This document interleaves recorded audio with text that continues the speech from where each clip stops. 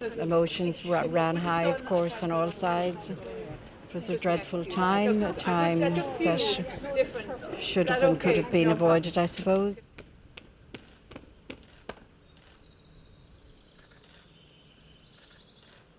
But it's very sad and very heartbreaking because my mother didn't talk very much about it as a child, but she did say a few things and about the horror and how her mother suffered, and how when she went to collect his clothes and his things at the Curragh, they were thrown out as though he was just nothing, and it was just horrible and very cruel. It was the cruelty of it, the absolute cruelty of it, and to just take men out and shoot them without any kind of trial or without any, just by any government to do that was quite disgraceful. For us as a family, I remember my grandmother, as Mum has said, Molly spoke very little about it.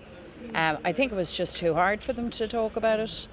And I also know that they didn't feel safe at a point in time talking about it because the Republicans were on the losing, in inverted commas, side. So all in all, fantastic that this has happened. It's been necessary. And I think from here we go on deepening our understanding of these things. And of course they have a contemporary application in terms of the North and the journey that Irish people, all of us, still have to travel to complete reconciliation. But it can be done, there's no doubt.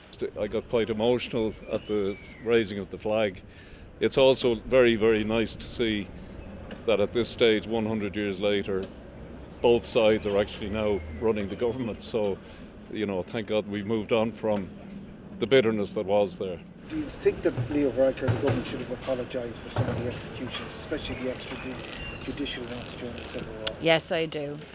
That is my view.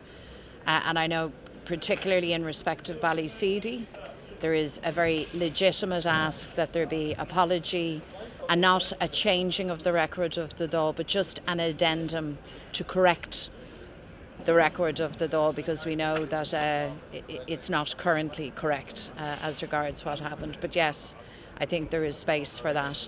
Not for recriminations. This isn't about finger pointing or blame.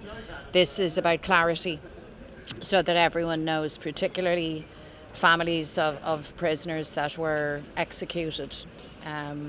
Because at the time, certainly in our case, our great-grandmother, my mother's grandmother, would have gotten word just days before Christmas that James had been taken, that James had been charged, and that James had been executed. So there was no, the letters are very important because there was no moment of farewell.